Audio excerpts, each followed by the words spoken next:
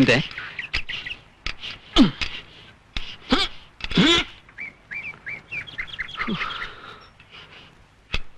ഇതിലടിക്കുന്ന കാറ്റ് മുഴുവൻ എങ്ങോട്ട് പോകുന്നു? എന്താ ഹരിയേട്ടന്റെ ഭാവം? ഇതും പൊക്കിയെടുത്ത് കുമാരേട്ടന്റെ സൈക്കിൾ ഷോപ്പിൽ കൊണ്ടുപോയി പഞ്ചർ ഒട്ടിക്കുക. തമാശ കള ഹരിയേട്ടാ. എന്റെ കല്യാണം ഉറപ്പിക്കുന്നു തോന്നുന്നത്.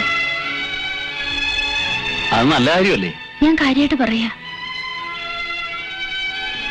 ഞാൻ അറിഞ്ഞു തുളസി, പക്ഷേ എനിക്ക് എന്താ ചെയ്യാൻ കഴിയുക? ഞാൻ സമ്മതിക്കില്ല, തീർച്ച.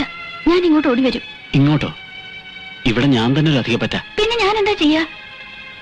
നീ ആ കല്യാണത്തിന് സമ്മതിക്കണം. ഹരിയേട്ടന് ഒരു സ്നേഹമില്ല. ഒരു കൊട്ടയ്ക്കുണ്ടത്. വെറുതെ കിട്ടുന്ന സാധനമല്ലേ, അതുകൊണ്ട് എന്താ കാര്യം? എന്നാ നമുക്ക് എങ്ങോട്ടെങ്കിലും ഓടിപ്പോകാം.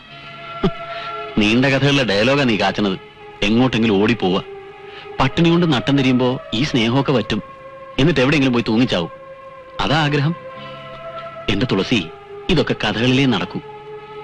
ഇങ്ങനെയൊക്കെ സംസാരിക്കുമ്പോ ഹരിയേട്ടന് ഒരു ദുഃഖമില്ലേ? ഹരിക്ക് ആകെയുള്ള സ്വത്തുക്കൾ അത് രണ്ടുവാ, സ്നേഹവും ദുഃഖവും. അതിൽ സ്നേഹം ഞാൻ ആര് ചോദിച്ചാലും കൊടുക്കും. പക്ഷെ ദുഃഖം അതെനിക്ക് വേണം. എന്നുവെച്ച് നീ വിചാരിക്കണ പോലെ നീ കല്യാണം കഴിഞ്ഞ് പോകുമ്പോ സുമംഗലി നീ ഓർമ്മിക്കുമോ, സ്വപ്നത്തിലെങ്കിലും ഈ ഗാനമൊന്ന് വേലിക്കലെന്ന് പാടുമൊന്നുമില്ല. എന്റെ തുളസിക്ക് നല്ലത് വരട്ടെ എന്ന് പ്രാർത്ഥിക്കും. കരയ, ഈ കല്യാണം നടക്കട്ടെ പെണ്ണെ. എല്ലാ പെണ്ണുങ്ങളും ഇങ്ങനെയൊക്കെയാ. കല്യാണം നിശ്ചയിക്കുമ്പോ ഒരു തേങ്ങല്, കുറച്ച് കഴിയുമ്പോൾ അതൊക്കെ താനേ മറക്കും. നാളെ ഭർത്താവ് ഒത്ത് ഒരു കുഞ്ഞിനെ ഒക്കത്തെടുത്ത് ഈ വഴിയിലൂടെ പോകുമ്പോ ഞാൻ ഈ വേലിക്കരിയിൽ നിന്നാലും നീ തിരിഞ്ഞു നോക്കില്ല. തുളസി പൊയ്ക്കോ. ഇനി നമ്മൾ തമ്മിൽ സംസാരിക്കുന്നത് ശരിയല്ല. ഈ ഒരു കാര്യത്തിൽ അസൂയുള്ളവരാ ഞങ്ങൾ ആണുങ്ങൾ. അവരെത്ര പെണ്ണുങ്ങളുടെ പുറകെ പോയാലും ഭാര്യ പതിവ്രതയായിരിക്കണം നിർബന്ധമുണ്ട്. ഇനി ഇതെങ്ങാനും അറിഞ്ഞാ അത് മതി പരാക്രമം കാണിക്കാൻ. മോള് പൊയ്ക്കോ.